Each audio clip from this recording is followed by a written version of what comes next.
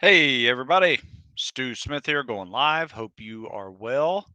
We got a good show for you today. We are going to discuss some combat swimmer stroke issues that people have that are very common. And this one is particularly important because a lot of people screw up the idea of what the combat swimmer stroke is. Most people who do a little research see the process of the combat swimmer stroke from the way it is presented on my channel. However, there are a few who are self taught, maybe haven't done any video research, and they gravitate towards the elementary side stroke.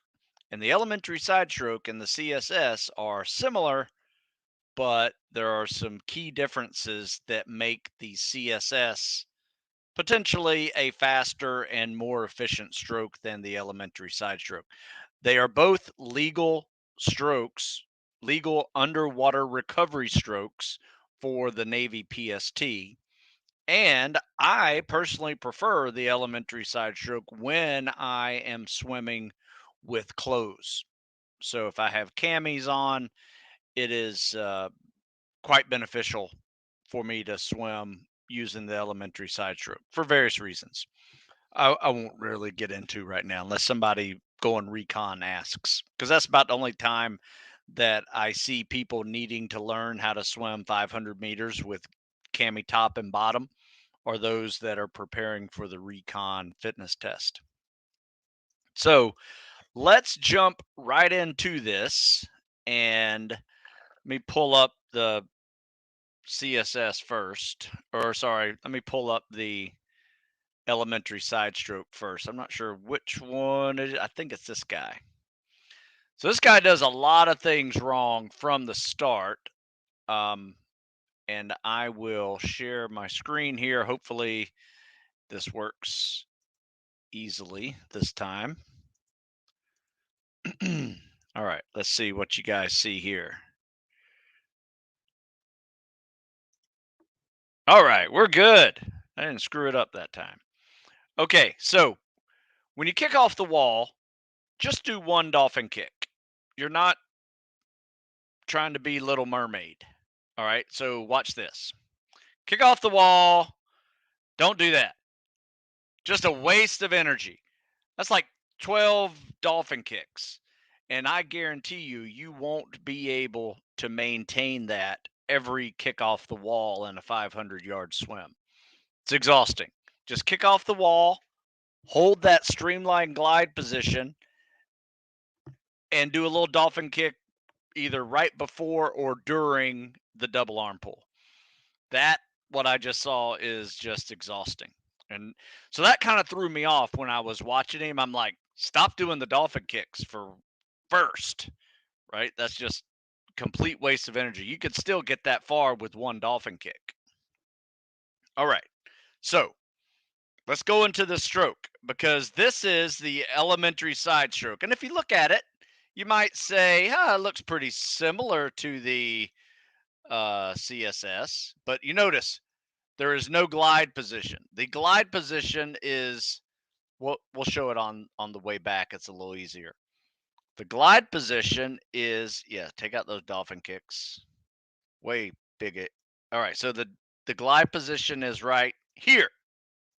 Okay, and it's not very good. And notice this top arm pull is only getting like a tricep push down full of water versus a complete freestyle catch and pull and push like you would in the CSS. Those are the two big differences. And the gliding position is with both hands over your head after the kick. Watch what happens here when you basically just kick and pull at the same time.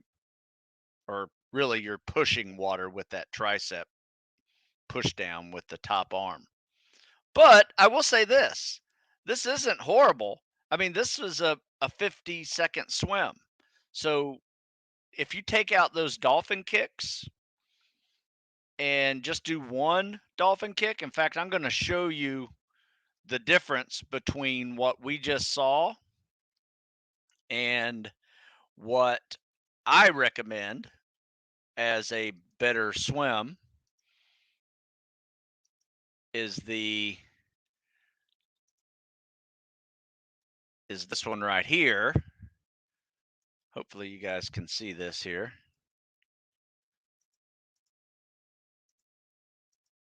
All right, so this is a little small. Let me see if I can make it a little bigger. This is my it's actually my Instagram page.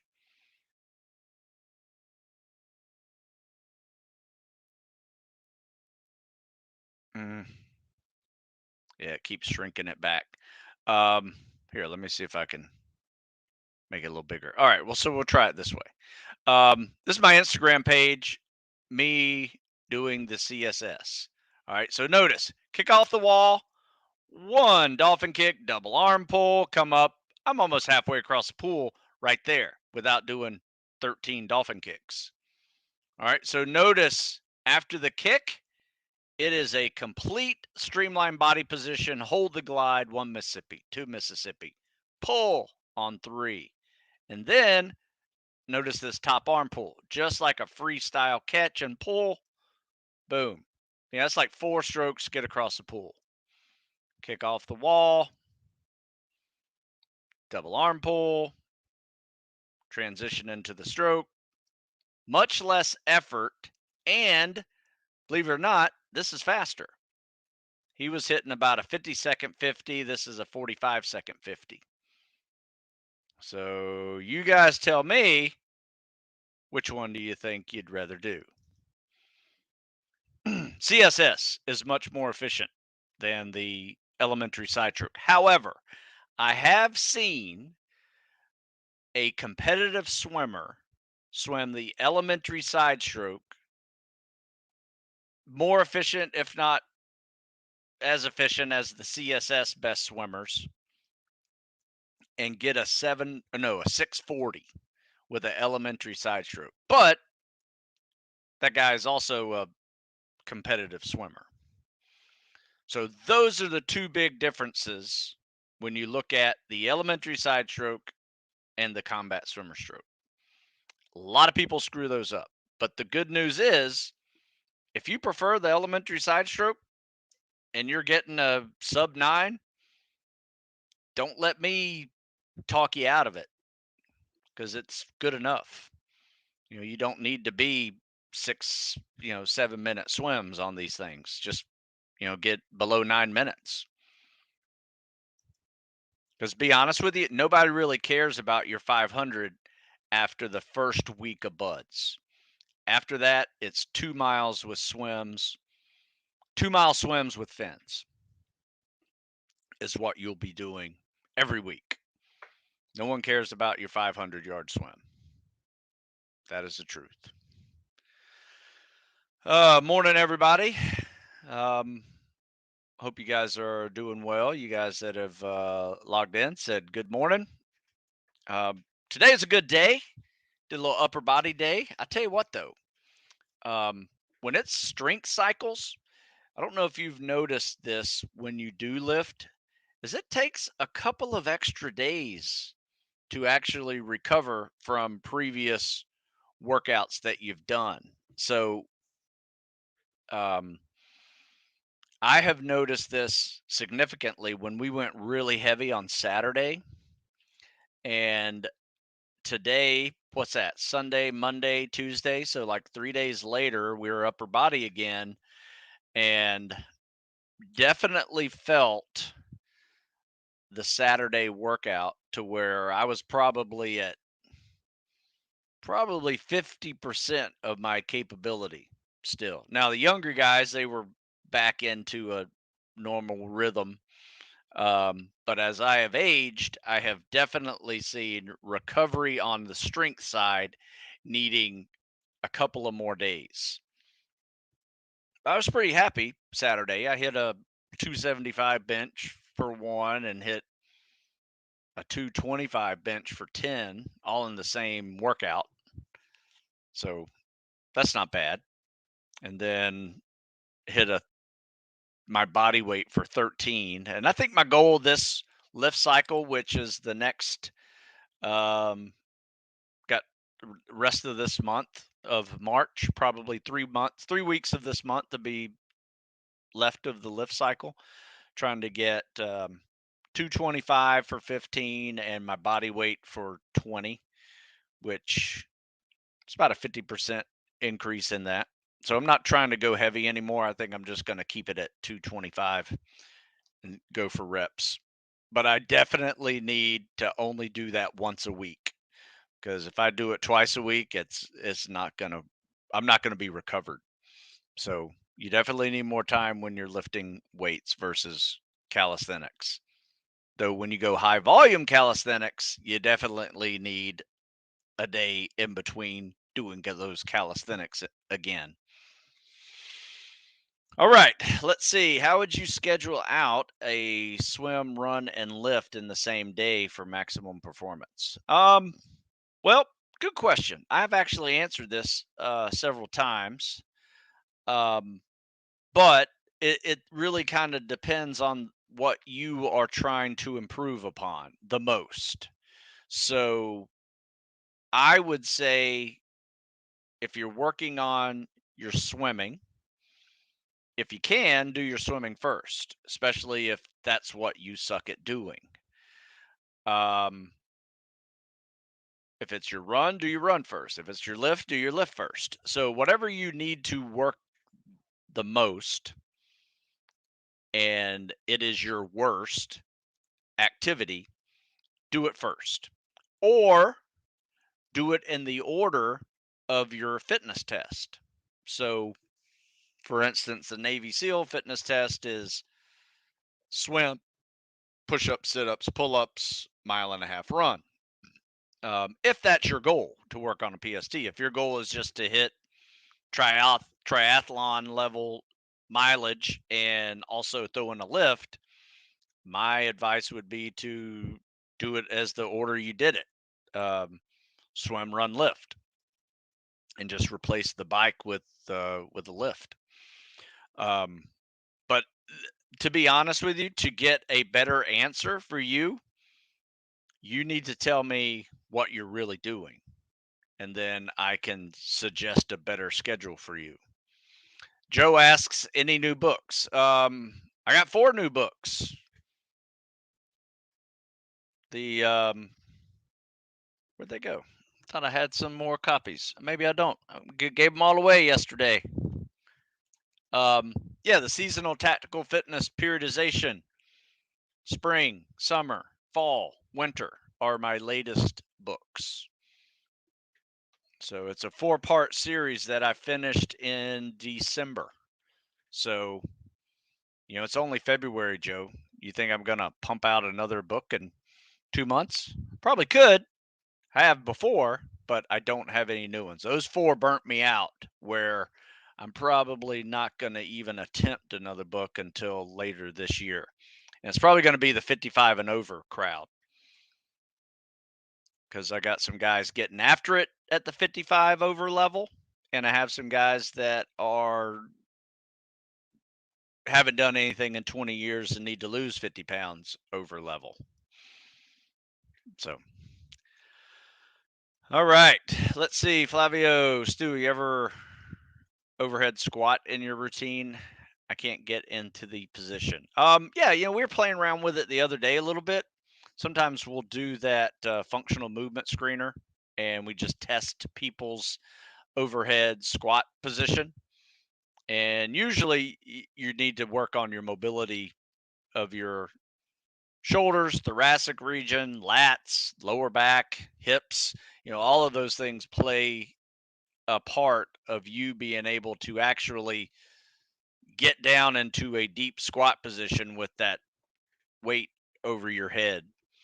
But if you go on YouTube, search some videos for stretching and mobility exercises for the overhead squat, you'll find dozens of people working on it, because it's actually, an Olympic movement, that snatch. Whenever people are in that snatch position, they're in a full squat with their weight over their head, and that requires a ton of strength, stability, and mobility all rolled into one. And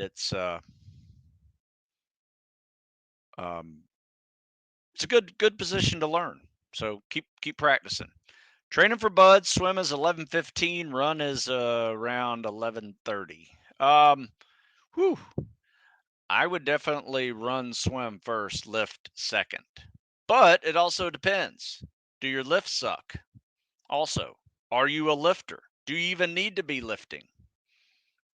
A lot of people who come from a strength background don't need to lift. They need to be doing cardio and calisthenics. So once again, I don't have a good answer for you because it depends on your athletic history is the other level of questioning that I have for you. So you guys are watching basically how this works whenever I have somebody I'm helping train or coaching is all of these questions come into play when someone tells me, how should I do this? Well, it depends. What are you training for? Well, it depends. What's your athletic history? Well, it depends. What's your current athletic abilities? And what are your scores? So there's a lot of it depends that have to occur when you don't give me the full picture. Hey Stu, do you guys make you guys run in boots and pants once or twice a week for buds prep? Sure, absolutely. We run in boots on trail runs and during the beach, and pants just because it's winter and we all wear pants. So, hey Stu, do you have any advice for getting into the Naval Academy both physically and academically? My advice for that is go to the usna.edu website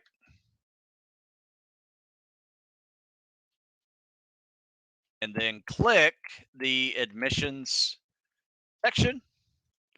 And you need to learn this and understand the process because it is significant. If you're a sophomore, get started now doing it. If you're a junior, you're behind the 8 ball. Most juniors are already signed up for summer seminar, which is a 3-week visit. No, 1-week visit to the Naval Academy. Treated like a plebe for a week, and you get the good taste of the academy. Plus, I work out with you there as a big group, so it's a lot of fun. So once again, it kind of depends on where you are in your timeline. Are you a freshman, sophomore? If you're a junior, you really need to get started yesterday.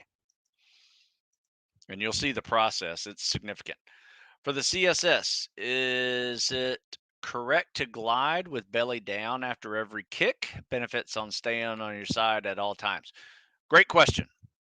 With fins, you want to stay on your side at all times because if you roll over on your belly with a pair of fins, it shortens the amount of space that you can kick. So now you're just doing little flutter kicks versus a nice, decent, mid-size range flutter kick or scissor kick.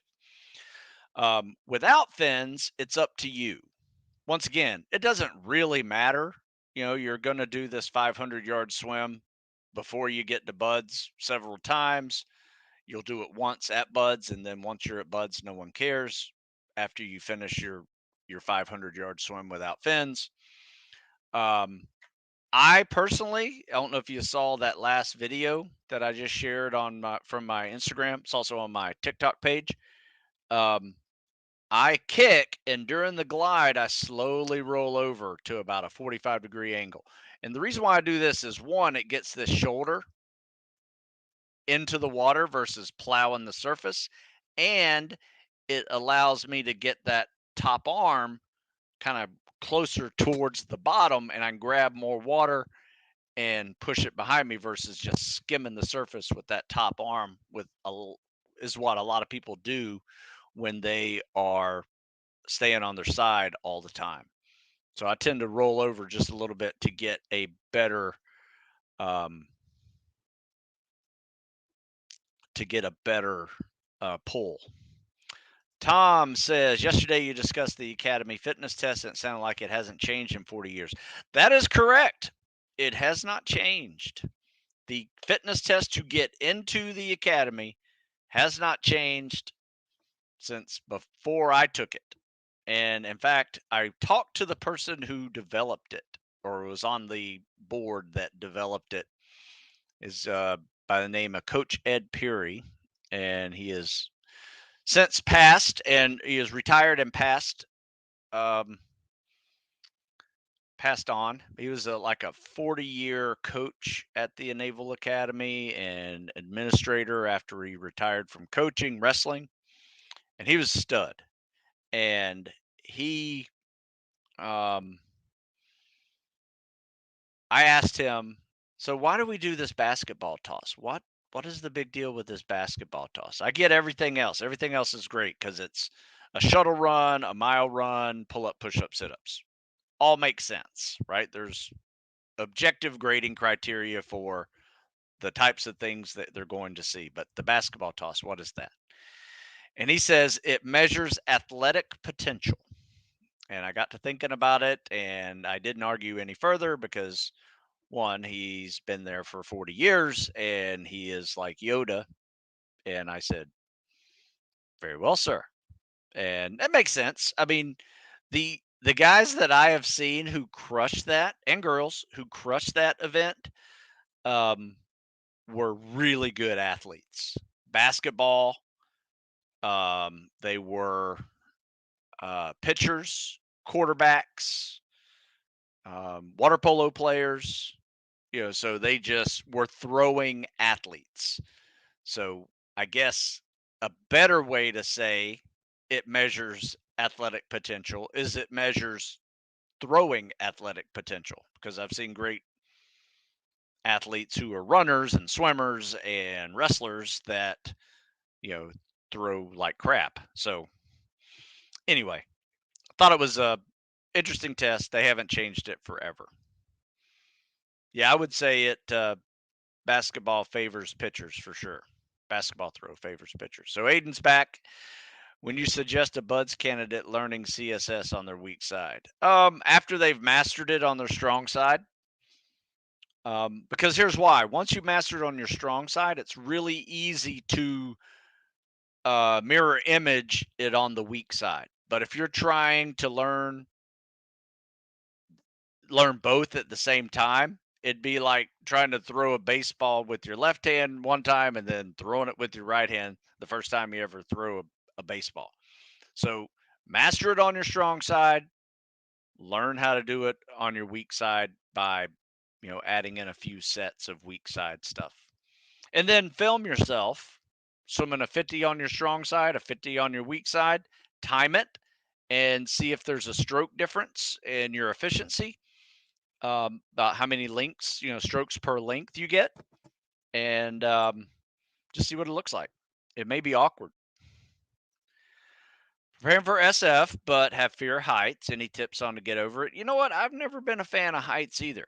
I will say a lot of my buddies did like jumping on the weekends for fun. I'm like, hell no, I don't do that. I mean, I liked jumping when it was over, but the anticipation of jumping out of a plane sucked. Every time we did that high obstacle course at Buds, where you go up like 40 feet on that cargo net, I just didn't look down. Right? It was just one of those things that I was like, I'm not even going to observe how high I am right now. Just going to climb up, look at my hands, make sure my hands are grasping the rope very tightly. And when I flip over this thing, I'm going to bear hug the top like nobody's business and just pray I don't fall. So you just got to do it.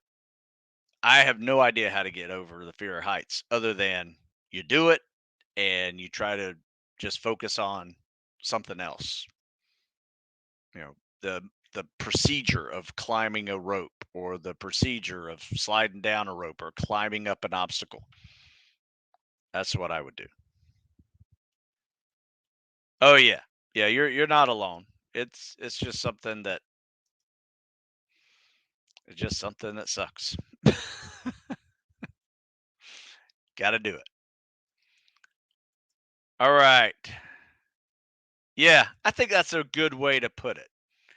I have a healthy respect for heights versus a true fear of it. That's a good way to put it. All right, so let's share another CSS video. I got a couple more here I want to show you. Um, this is a this is a common mistake as well, so I thought it would be a good one to share. Share my screen, window up. Come on now, where are you? There we go. Entire screen. All right, so let's see what this is. So he kicks off the wall. That looks pretty good. Oh, by the way, I will say this: if you're going to kick off the wall like you mean it. Like you should be putting in the same effort as if you were under a basketball rim trying to grab the rim, or if you're like me, just trying to touch the net, um, and explode up with your feet against that wall. You're just in a horizontal jump position. So put some effort into it and you'll get some speed off the wall. Not like this. This one's, since I mean, he's pretty streamlined, but he could have put a lot more effort into that kickoff. And then he holds the glide a little too long and loses his momentum. Now, what's happening here is this right there. Notice this bottom arm pull. This bottom arm pull is a full bottom arm pull that goes from over his head down to his opposite hip, which causes him to over rotate. And now he's looking backwards and up every time he inhales. And that is not necessary. That is pretty much slamming on the brakes when you are swimming. You just need to turn your head with the top arm and do a quick bottom arm pull inhale. So that bottom arm pull can look as simple as this. Like I saw one guy the other day just doing a little short breaststroke skull versus the whole arm pull.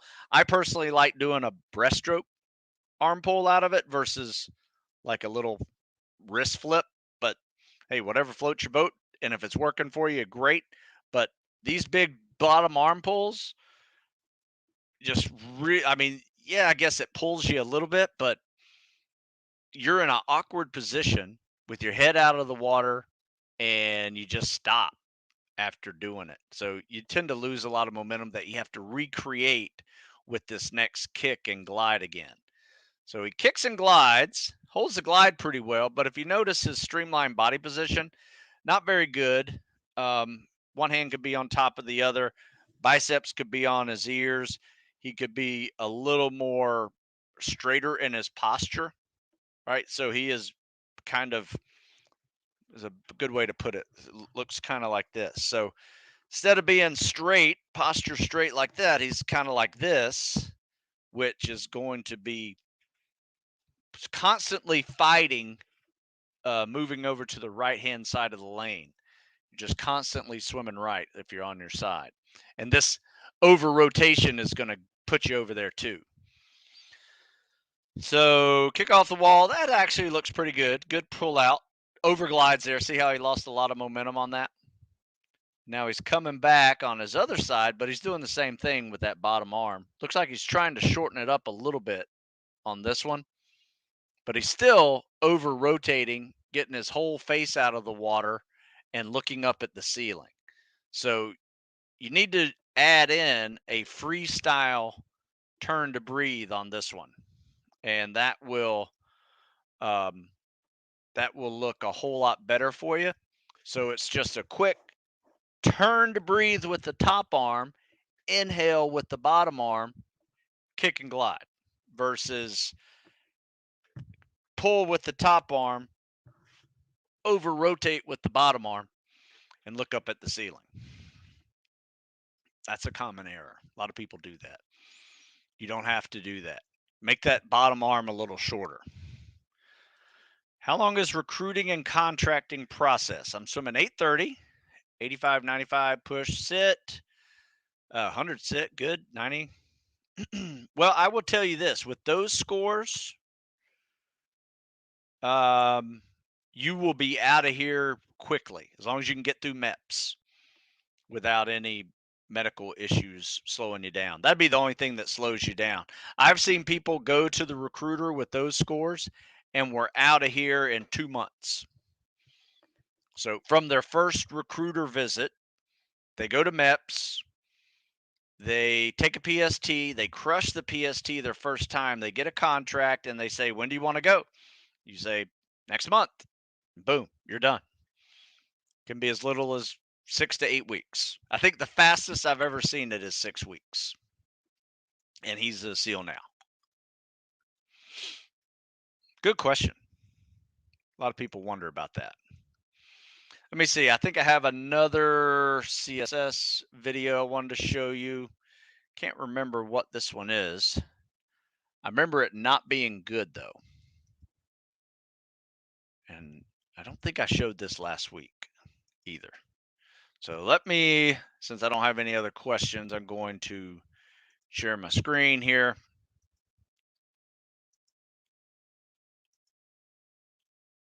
Let me see. I don't know why it keeps popping off. Okay, there we go. So we're going to kick off the wall and look at what's happening here. First of all, he kicks off the wall and he's looking straight forward. So his hands are side by side like this, right? And he's looking right over them like this. So tell me, what do you think is more streamlined? This or this? Well, I can tell you. You want to look like a torpedo, not like Superman flying, right? Like this. You got to keep that head down, biceps on your ears, look down when you do this. And this whole swim, he is looking up. So just notice this. Whole swim looking up, got those flutter kicks, don't need those flutter kicks. And he's top arm, bottom arm, using a big bottom arm pull. You mainly using that bottom arm pull just to pop his head up, which the thing that he is not doing well here is he's kind of on his belly the whole time. So he's doing more of a breaststroke type inhale versus a side stroke freestyle inhale, which is what you need to do. So every time he pops up, he loses horizontal momentum. That's why I say turn to breathe, don't pop up to breathe. Top arm, bottom arm, kick, and then notice his recovery too. Watch these. See these arms? I mean, they are like way out here. Let me catch some water and like slow me down, like doing this. Keep those arms tight, recover tight, because that's also swimming with the brakes on. Popping your head up, swimming with the brakes on. Looks like the kick's pretty good, except for those extra flutter kicks. Can take those out. Man, there's a lot going on here. So let's wrap it up. You got head looking forward. Head needs to look down. This streamlined body position here, this head needs to be down and his biceps need to be on his ears. Okay. That is not going well. And he should be, I mean, it's okay to be on your belly in this position, but notice whenever he turns to breathe, he never really leaves the belly position. You should be on your side here and your face out of the water when that top arm pulls. Okay. So there's another constant error. And he's just flutter kicking right here, which is just a waste. So bottom arm, kick, hold the glide. And then look at this recovery way out there. Like kick and recover, you want those arms to be a lot tighter. So head down, streamline body position, streamline arm recovery, turn to breathe with the top arm, turn with the top arm, breathe with the bottom arm, but you need to be on your side whenever you pull with the top arm, just like you would with a freestyle rotation to inhale. So that's why this swim is in the, let me see, what's this? Not horrible though. It's like 55 seconds. So, could be worse, but chances are with that kind of effort and all the extra kicks and everything else, that um that swim's going to tire him out. And even though he swam a 50 in about 55 seconds, chances are he's not breaking 10 with that inefficient stroke because he's just going to get tired. All right, so let's see here. Should I be rucking? Um, I would if you can find a beach where it's soft sand, not a bad idea to ruck with soft sand, because let me tell you what that will prepare you for. That will prepare you for running with boats and logs um, on soft sand on the beach. So, though I don't think you will be rucking in first phase anymore, you will be carrying a boat and a log. You'll ruck later at Buds, but that soft sand ruck is not fun. You should do it. We do it. We do it on leg days. So we're at the beach once a week and we ruck on leg days. So twice a week we're rucking. Have you ever seen someone do a dolphin kick on their backs after a flip turn in the pool before resuming CSS? I've never seen that technique, and I'm wondering if there's a good reason for that. Yeah, the good reason for that is flip turns are not allowed. So you can't do a flip turn. But kicking off the wall and doing a dolphin kick is fine. No need to be on your back, though, if you get to turn around. You have to do an open turn whenever you do the CSS for the Navy. You can't do flip turns. Illegal. What are some pros of including front squats besides back squats in a program? Huh. Good question. I personally like doing front squats. Um, I find the front squats are a little more useful for the types of muscles you need to develop if you are preparing for chest carry logs, right? So if you have to carry a log out this way, right? Just imagine what you're doing with a front squat. You're working your back, you're working your core, working your arms and shoulders. That I have found to be probably the best in the gym preparation for log PT is the front squat, or you could even make it harder by adding a thruster to it. So squat with an overhead press. I find those to be very useful for log PT prep. So that's why we tend to do them. However, we do back squats too, just for pure strength.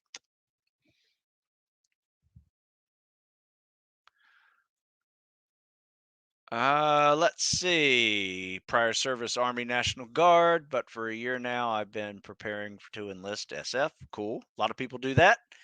However, I'm curious about how realistic it is to get a BUDS contract from the Army National Guard. I mean, you're going to have to get out of the Army National Guard in order to get a BUDS contract and join the Navy.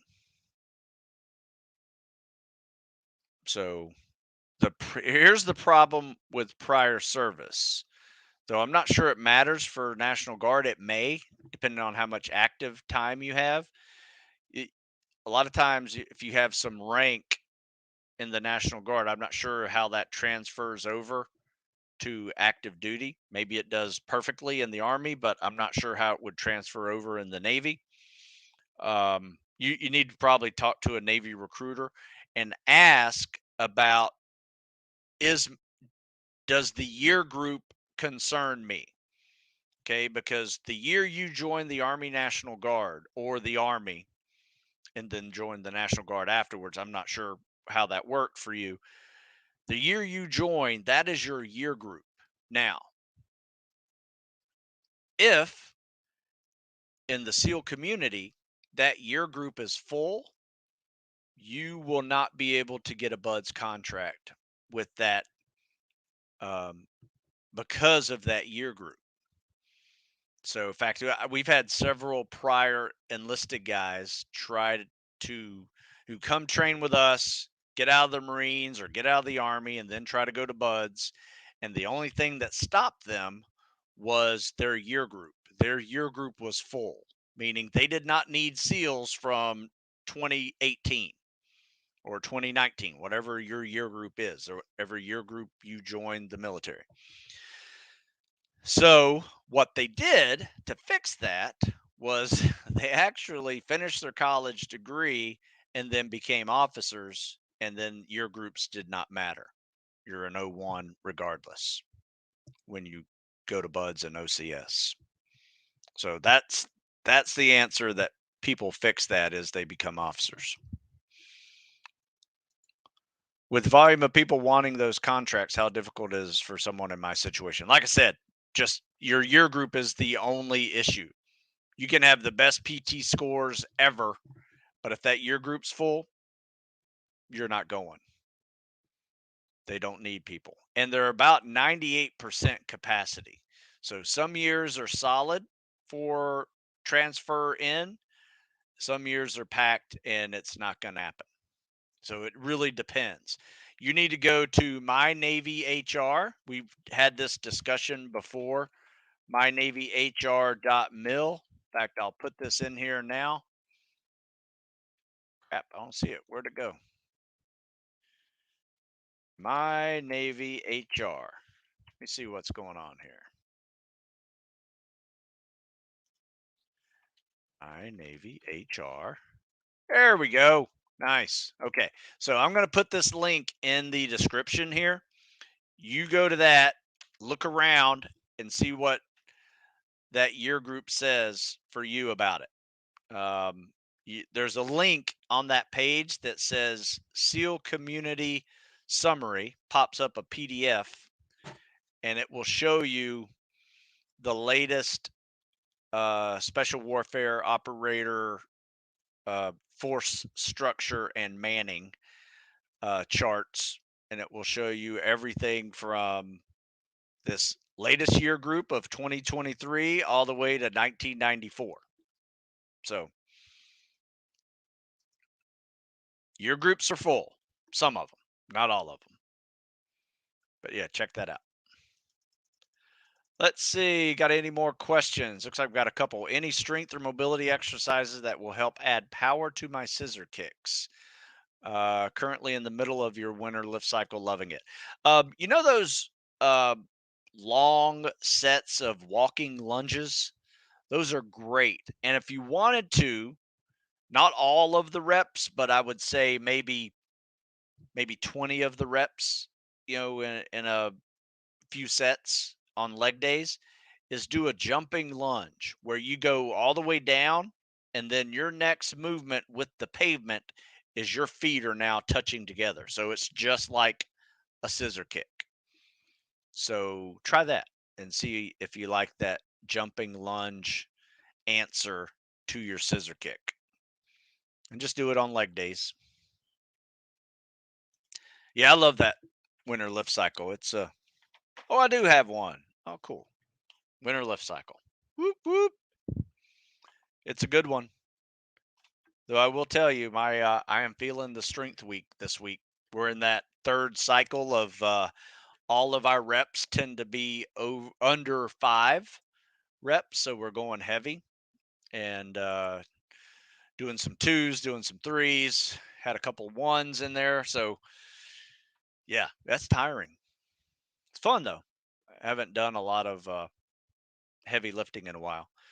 Um, Former football player, power lifter type. That was my type as well. With a good amount of strength and mass, would you suggest ditching lifts completely for calisthenics and doing a 1 or 2 lifts a week to maintain? I would even do fewer lifts than that. My personal background was I actually didn't touch a weight for about a year to 18 months. All I did was calisthenics and cardio, and it was triathlon cardio. So 2/3 of my cardio was non-impact because I just was not ready to run a lot. I was bigger, had to lose weight. Um, I was strong, plenty strong, and did not need to lift, and I was still strong than just about anybody, going to buds from my group. Um, but I was not the fastest runner, was not the fastest swimmer, couldn't do all the PT reps, multiple sets.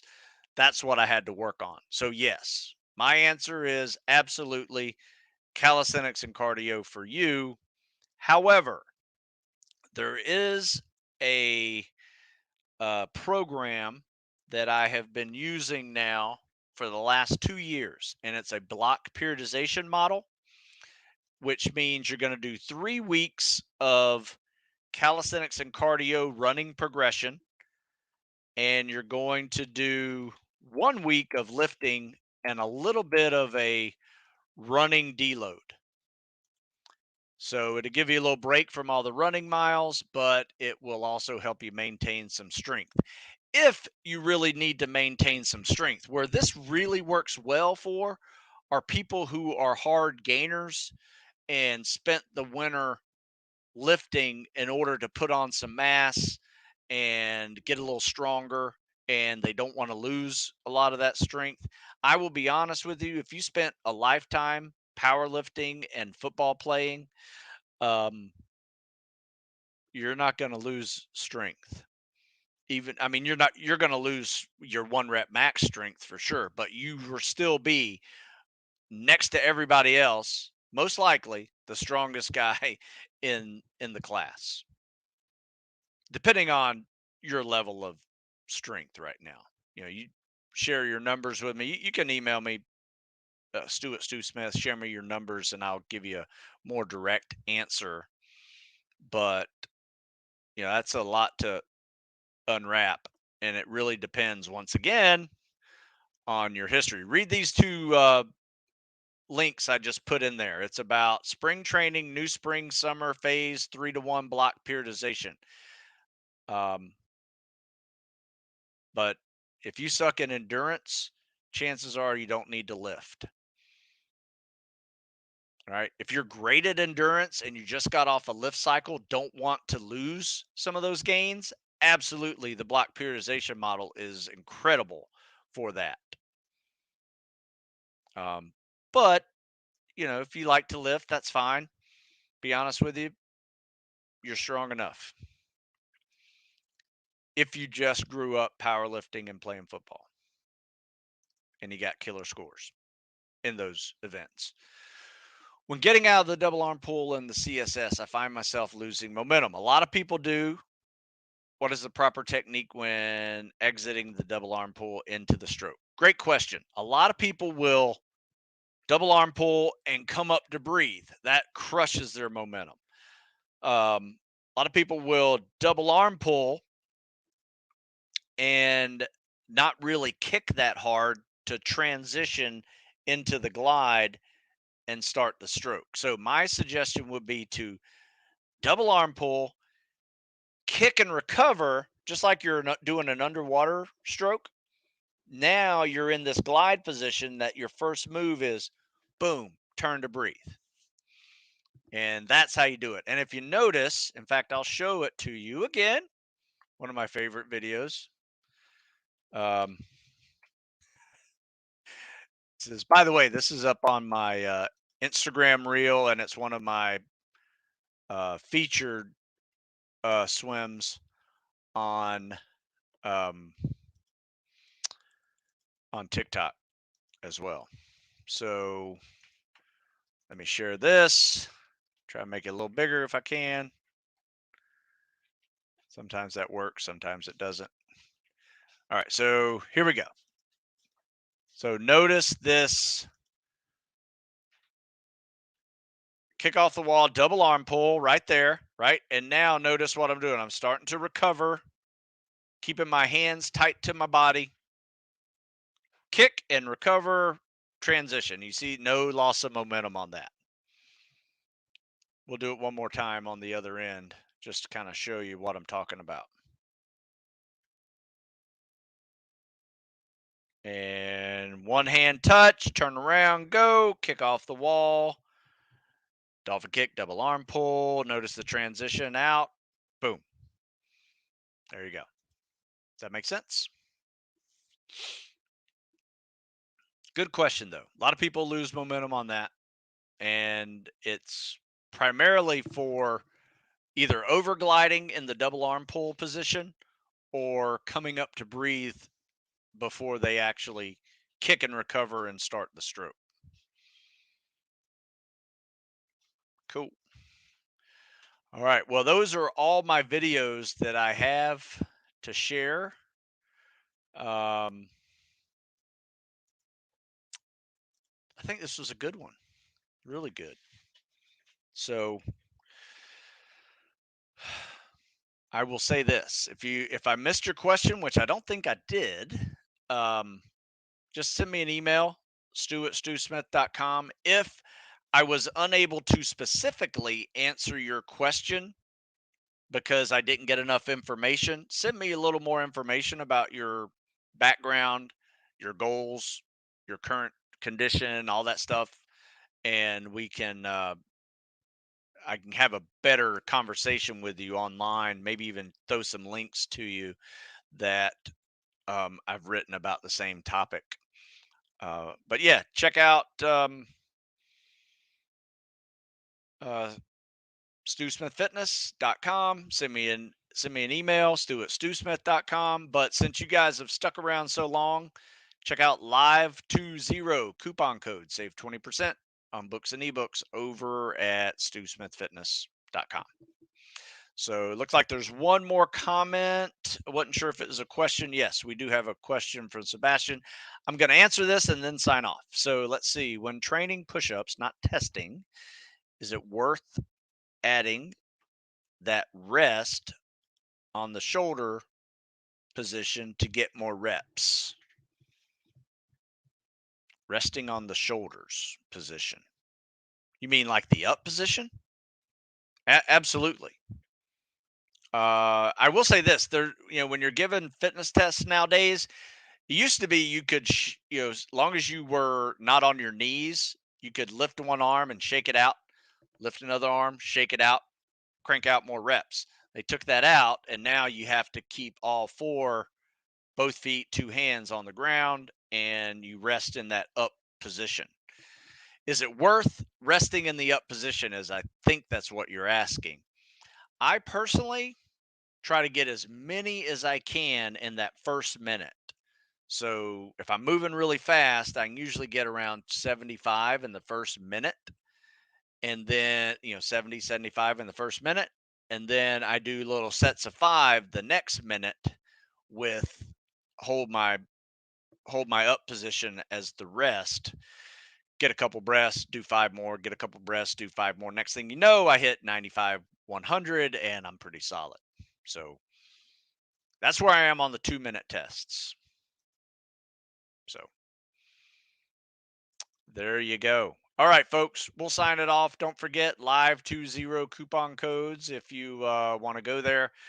Don't forget, if you really need help with some CSS and you're looking for a place where there's a ton of CSS videos, you can either go to my Instagram or TikTok. Both have the same address, StuSmith50.